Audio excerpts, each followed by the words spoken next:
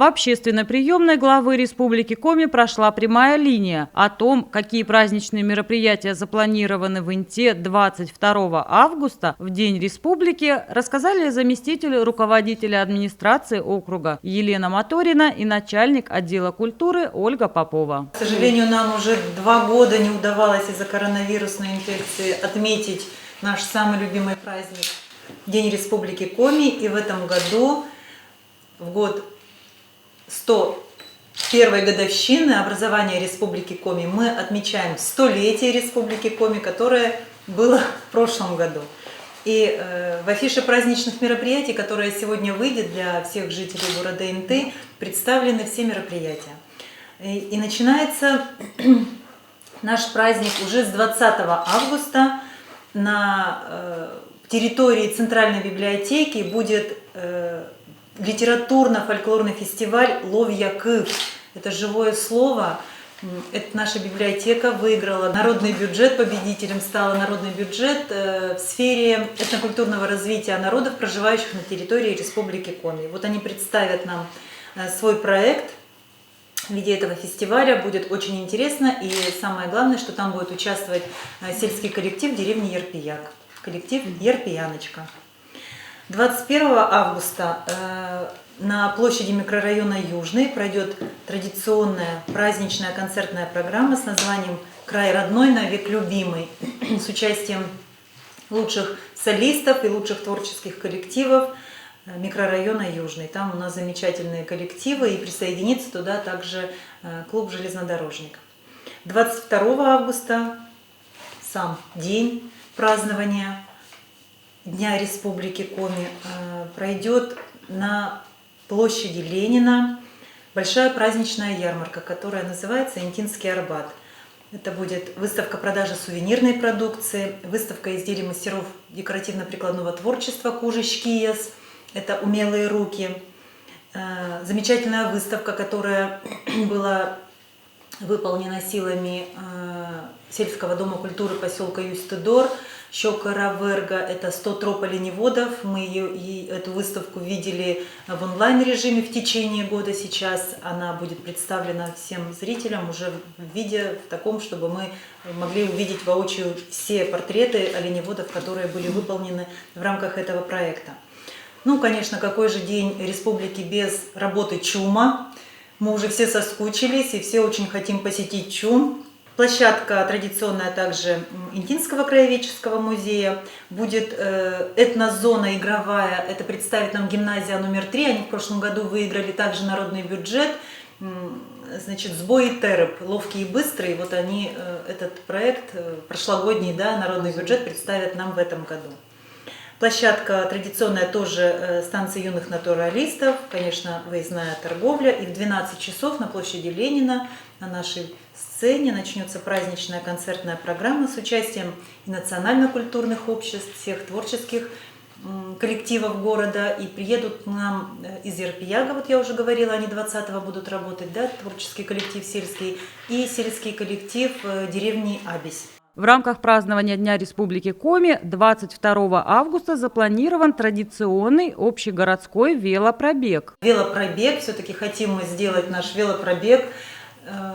Стартуем 12:30, собираем, да, от площади Ленина, едем по Дзержинского, затем по Мира, сворачиваем на улицу Бабушкина и далее по улице Горького до площади. Вот. Хотим, чтобы много-много было участников, потому что будут призы, но главное условие этого велопробега, конечно, возраст участников, потому что это проезжая часть, то есть от 14 лет. Кроме этого, интинская делегация примет участие в выставке «Достояние Севера», посвященной столетию образования Республики Коми, которая пройдет 27 августа в Сыктывкаре. В этом году при поддержке Торгово-промышленной палаты и Министерства экономического развития Республики Коми эта выставка вновь заработает. Наша делегация Могойнта выезжает 26 числа, и 27 числа мы представляем наш муниципалитет, а конкретнее всего это День оленевода, это праздник оленевода, Тереп-Кер, полюбившийся интинцам и не только интинцам. Значит, было направлено письмо в землячество Республики Коми с приглашением членов землячества, наших интинцев, которые проживают в городе Сыктывкаре, либо гостей города Сыктывкара, на площадку нашего города, посмотреть и послушать еще раз, получить пригласительный на праздник Терепкер, который состоится в 2023 году.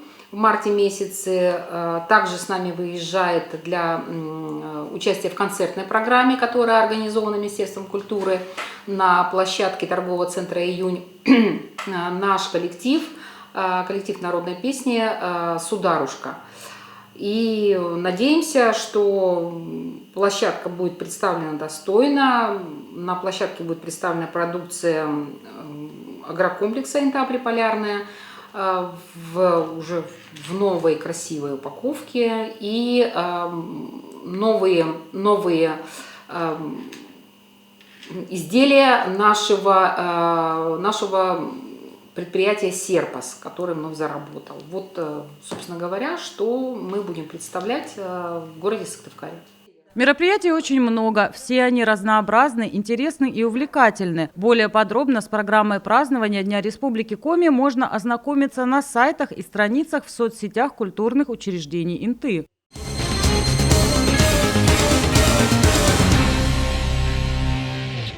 Этим летом наш регион впервые посетил состав музея «Поезд Победы». Это первая в мире иммерсивная инсталляция. Она была создана в 2020 году в рамках Года памяти и славы и празднования 75-летия Победы в Великой Отечественной войне. В первое путешествие уникальный передвижной музей отправился в октябре 2020 года. И с тех пор экспозицию посмотрели почти 230 тысяч человек в России и Белоруссии. Поезд проехал города от Крыма до Владивостока. И, наконец, состав посетил Инту. В этом году поезд впервые посетил Республику Коми. Мы посетили уже 6 городов. Везде, где мы приезжаем, к поезду очень большое внимание. Людей приходит нам всегда очень много, чему, собственно говоря, очень рады. Это от нас. Вам спасибо большое. Очень понравилось. Вообще, так. И как бы хочется еще раз, первый раз не все осмысливать, но интересно. Мы рады, что все-таки прибыль к вам. Да, не говорите. Нет. Мы тоже очень долго говорили, чтобы нам были там трудности, я так понимаю, сегодня. Но даже эти 4 часа, мне кажется, все равно мало. Можно люди, потому что обращаются, то есть хотят. На сегодня ни в одном музее мира нет такого количества многофигурных композиций в скульптуре, как в «Поезде Победы». Интересно также и его мультимедийное сопровождение. 50 видеопроекторов, 18 видеостен, более 140 различных мультимедийных поверхностей, которые благодаря световым и звуковым эффектам создают захватывающие воздушные бои и массированные танковые атаки, рисуют картины походной солдатской жизни и тихие воспоминания мирного довоенного времени. Все это делает экспозицию более проникновенной, а ощущения от увиденного настоящими.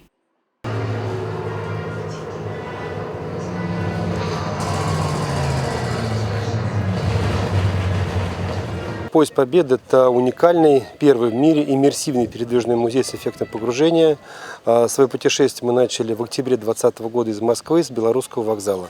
На сегодняшний день поезд посетил и проехал уже через всю страну, от Крыма до Владивостока. К нам пришло более 500 тысяч посетителей, мы посетили более 280 городов. Поезд Победы очень сложно сделан технически. Более 4000 единиц оригинального реквизита, более 150 фигур, оригинальный свет, театральный звук, вибродинамики. Когда наши гости приходят на поезд, мы им предлагаем воспользоваться оборудованием. Это наушники аудиогид. И каждый наш гость слушает индивидуальную экскурсию, историю, начитанную Екатериной Гусевой. В основе экспозиции история о Великой Отечественной войне, рассказанная от лица ветерана-железнодорожника. Прототипом главного героя стала Елена Чухнюк, машинист паровозной колонны, возивший в период Великой Отечественной войны воинские поезда с оружием и боеприпасами к линии фронта. В начале экскурсии каждому посетителю выдаются наушники, и в сопровождении голосового рассказа девушки-машиниста Лидии зрители осматривают каждый вагон состава. Героиня делится своими воспоминаниями, семейной историей, опытом преодоления всех тягот войны. Война. Странное и страшное ощущение. Почти сразу появилось одно общее на всех чувство, какая-то тянущая тревога. В октябре 41-го я оказалась в подмосковном поезде. Я тогда уже машинистом была. Как же все изменилось за несколько месяцев. Теперь вместо удочек и лыж в руках у пассажиров были винтовки. А главное, люди стали другими. Враг был километрах в 20 от столицы. Помню, как курсантам-первогодкам выдавали солдатские медальоны. Маленькие такие пенальчики с бланком внутри. Политрук объяснял, как его заполнять. Фамилия, имя, звание, адрес семьи. Это чтобы, когда убьют, знали, куда похоронку слать. Горько мне было смотреть на это. Слезы душили. Поезд Победы – это первая в мире инсталляция, которая размещена в движущемся поезде и обеспечивает максимальный эффект присутствия. Одними из первых поезд посетили депутаты и руководство округа. Сегодня мы встречаем поезд Победы. Вопрос приезда не был сразу решен. Здесь хочу выразить огромную благодарность руководству республики, что все-таки поезд приехал. Да, он приехал не на такое большое время, как бы хотелось, на 4 часа, но видим, что желающих много. Сейчас прошел сам все экспозиции, очень все понравилось. И, конечно, есть желание посетить еще, но видим, что народу много, поэтому если будет такая возможность, или в Инту приедет, или где-то в другом городе, обязательно еще раз пойду. В Инте поезд принимал гостей всего 4 часа. Конечно, он смог принять далеко не всех желающих. Электронные билеты на экскурсию закончились практически сразу же после начала регистрации. Интинцы, которые не смогли зарегистрироваться на посещение поезда, приезжали к составу. Организаторы вошли в положение, пускали всех желающих. Надо было только дождаться своей очереди. Так, помимо 444 человек, зарегистрировавшихся на сайте, выставку смогли дополнительно посетить еще более 100 интинцев, приехавших на станцию ради экспозиции. Когда прибывает поезд, мы всегда очень сильно зависим от графика движения поездов. И под нас меняют расписание, поэтому, к сожалению, мы в Инте остановились всего лишь на 4 часа. Вот хочется к вам приехать подольше, поработать у вас хотя бы несколько дней, чтобы как можно больше жителей города смогло прийти и посетить наш уникальный состав. Горожане приезжали посетить поезд Победы вместе с детьми. На выставку записывались целыми коллективами. Передвижной музей вызвал среди интинцев небывалый ажиотаж. Каждому хотелось посмотреть эту уникальную экспозицию. Мы приехали сюда всем коллективом на 16 человек. Это детский сад «Рябинушка». Ну, как узнали? Узнали.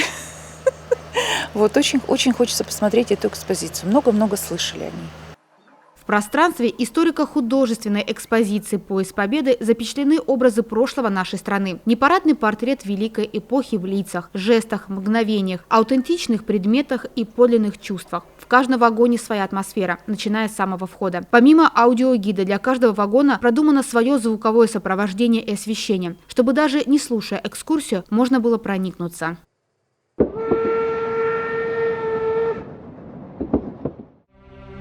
Однажды уже в конце войны на одном из железнодорожных узлов наш паровоз забрал страшный состав. Сказали на дезинфекцию. Комендант посоветовал не подходить близко. Вагоны буквально кишели вшами и другими паразитами. Они переносили тиф, и мы все очень боялись заболеть. Эшелон этот состоял из товарных вагонов, а они совсем не предназначены для людей. В таких немцы перевозили миллионы наших военнопленных. Их загоняли в эти холодные вагоны, как скот. От тесноты даже сесть было невозможно. В дороге почти не кормили и не поили. Умирали там сотнями, а бывало и так, что до лагеря добирались лишь единицы. Советских пленных отправляли на самые тяжелые работы – в шахты, рудники, на химическое производство. А то и вовсе использовали для медицинских экспериментов. Немногие выживали в этих трудовых лагерях. Когда партия рабочих умирала, приходил новый эшелон с людьми. Конвейер смерти. Музей «Поезд Победы» – это сплав традиций и новаторства, сочетание современных технологий, исторической правды и неподдельных эмоций. Это своеобразная машина времени, с помощью которой посетители погружаются в прошлое, и железнодорожный состав несет их по дорогам войны через испытания и потери к победе. Очень сложно говорить, когда выходишь из вагона, потому что потому что психологически это очень тяжело. Попасть в ту эпоху, вот, посмотреть на то, в каких условиях. А это все очень натуралистично выглядит, потому что фигуры человеческие. Вот. Жутковато. Экспозиция очень интересная. Я приехала сюда по работе, занималась фотографированием экспозиции, фотографированием людей. Получилось так, что эту экспозицию прошла несколько раз и каждый раз находила для себя что-то новое. Во-первых, можно будет прослушать ее с аудиогидом. Во-вторых, здесь есть дополнительные материалы, которые также можно было отсмотреть. К сожалению, да, поезд в Инте совсем недолго стоит, но вот действительно, я считаю, что подобную акцию, подобную экспозицию нужно посмотреть всем. Мы очень много говорим о победе. Для россиян сама победа в Великой Отечественной войне – это повод для гордости. Но мы при этом порой забываем о том, какой ценой она нам далась. Вот. А здесь мы видим и войну с разных ракурсов. Это и подвиг медиков, это и страдания тех людей, которые попали в концлагерь, это и подвиг солдат, начиная с самых первых дней войны и заканчивая ее победой. Экспозиция трогает. Вот выходишь и даже сразу слов не находишь. Я их нашла только потому, что прошлась уже по этому поезду, наверное, раза 3 или 4. Для полного погружения в историю войны было создано 150 полноразмерных фигур. Использованы реальные предметы тех лет. Передвижной музей состоит из десятка тематических вагонов, каждый из которых посвящен отдельной вехе Великой Отечественной войны и современной истории. Мы столько времени провели на войне, что стало казаться, так было всегда и будет продолжаться всю нашу жизнь. Но вот 8 мая 45-го диктор Совинформбюро Юрий Левитан объявил о капитуляции Германии. Великая Отечественная война завершилась. Вечная слава героям, павшим в боях за свободу и независимость нашей Родины. В Москве салют из 1000 орудий. Я хорошо помню тот день, когда мы повели домой наш последний военный состав. Шел он по путям освобожденной Европы до станции Западной Украины. Стоял солнечный майский день. За окном все утопало в цветах. Когда отгремели победные залпы в воздух, наступила растерянность. Мы ехали начинать новую жизнь. Какой она будет? Как сложится? Не знал никто. Перед нами лежала наша бескрайняя родина, вся в руинах и почерневшая от пожаров. Впереди были годы восстановления страны. А поезд жизни все идет и идет. Кое-кто сошел с него, кто-то поехал дальше. Появились новые пассажиры со своими вещами, цветами и песнями.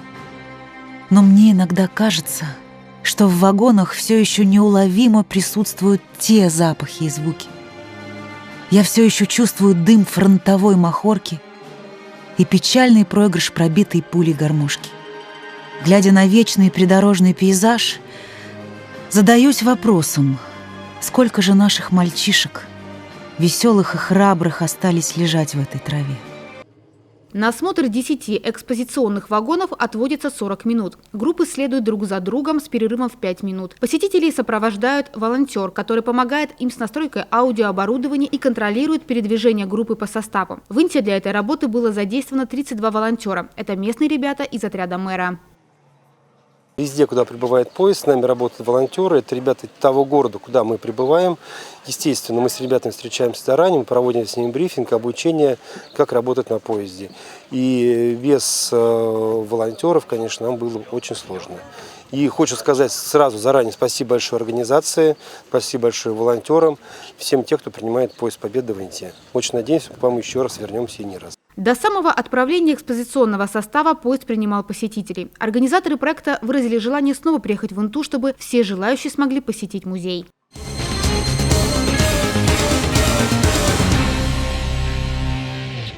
13 августа, в День физкультурника, в Инте прошел муниципальный этап всероссийских массовых соревнований по баскетболу «Оранжевый мяч-2022».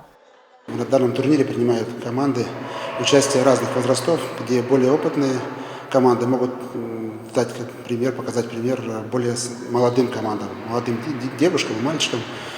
Это очень здорово, потому что 2 года вот этот турнир не проводился из-за ковидных мероприятий по всей стране у нас. Сейчас наконец-то он проходит. Здорово, когда дети могут посостязаться с более возрастными ребятами, девочками.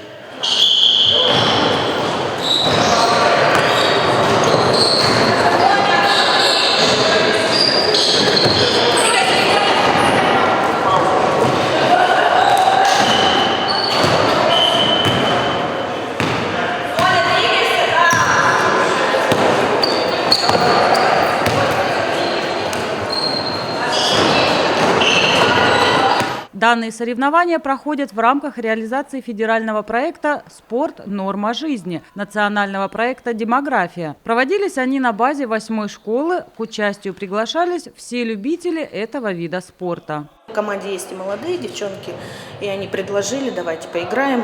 Ну, как бы мы, взрослые, не отказались, потому что мы вообще за любые соревнования. Жалко, что их очень мало в городе.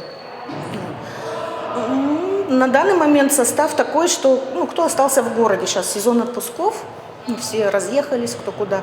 Вот, кто остался, тот и играет. Принять участие я решил, потому что занимаюсь баскетболом уже достаточно давно, занимался во дворце спорта. По сути, ребята тут все друг друга знают, у нас дружный коллектив баскетбольный. И поэтому это скорее не как турнир, на котором нужно выиграть прям. Это скорее турнир, куда приходят люди разных возрастов, поиграть в удовольствие, насладиться прекрасной игрой. В оранжевый мяч играем первый раз. Может быть, девочки играли, я нет. А так мы играем очень давно, со школы еще все вместе. Вот мы ездили за Инту, привозили даже 3-е место на республике, играли. А так раз в год, на Новый год все съезжаемся сюда и играем. Вот так вот. В итоге на соревнования заявилось ни много ни мало 7 команд. 3 женские и 4 мужские. Все они совершенно разные. И возраст игроков разнится от школьников до взрослых людей, и сыгранность. Есть коллективы с многолетней историей, игроки которых хорошо знакомы друг с другом и регулярно играют вместе. Другие команды появились спонтанно накануне этого турнира. Спонтанно собрались на самом деле. Ребята тоже, мы с ними давно не виделись. Вот. Решили сегодня, они пришли, все, решили собраться, в общем. Я их позвал всех. Вот. Хорошо сыграли, так сказать, свои команды. Чтобы побольше команд было, интереснее было играть. У нас есть команда 2001 года, она сегодня тоже играет, но ребята из моей команды, я к ней отношусь, они распределились по разным коллективам. Играют в основном 3 на 3. 4 команды, но также есть ребята и 2005 года сборная, они помладше, но тоже занимаются во дворце спорта. И есть взрослые, уже мужчины, 30+, которые до сих пор придерживаются этой прекрасной игры. Есть и приезжие уже, которые учатся в университетах, кто-то учился в техникумах, которые играли за университетские команды. То есть уровень очень разный. И есть дети, которые у нас, команда девушек молодая, которая прошлый год только начали заниматься на ФОКе западном, да? То есть настолько разный уровень, и обмен опытом – это очень здорово. Женская сборная команда по баскетболу «Спарта» существует уже давно. Девушки регулярно собираются на тренировки, ежегодно принимают участие во всевозможных соревнованиях как городских, так и на уровне республики. Мы очень активны. Городских соревнований, еще раз повторюсь, очень мало. Хотелось бы побольше. У нас есть в планах, мы выезжаем в Сыктывкар на чемпионат республики. И планируем в этом году пригласить команды оттуда сюда к нам, чтобы это очень интересно. Может, люди будут смотреть, приходить, как раньше было. Я помню, раньше были чемпионаты города, 2 группы было женских команд. Играли в подгруппах, потом соединялись. Было очень интересно. Хотелось бы, чтобы это развивалось дальше. Капитан команды «Пламя» Арина является работником спортивной школы «Интинская» и тренером по баскетболу. Она со школы полюбила этот вид спорта, а в дальнейшем и в институте выбрала направление по душе. Я уехала учиться в Киров на физкультурный факультет. Закончила, там работала, но не по специальности. Приехала сюда и пробую себя в роли тренера по баскетболу. Так что всех жду, желающих, если что, на следующий год. Самая молодая женская команда «Блэк Когти» состоит из школьниц, учащихся старших классов. Мои подопечные здесь играют. Они занимаются год у меня как раз. И Не побоялись, молодцы. Очень горжусь, что пришли, попробовали.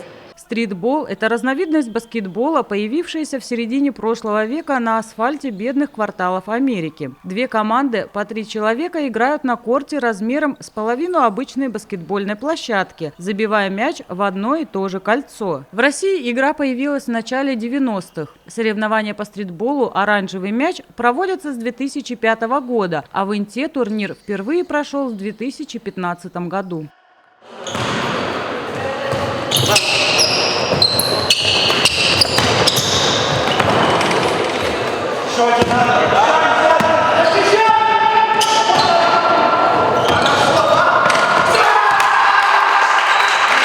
Соперники всегда серьезные. Ребята молодые, я постарше их буду уже так 10 лет, можно сказать, многих.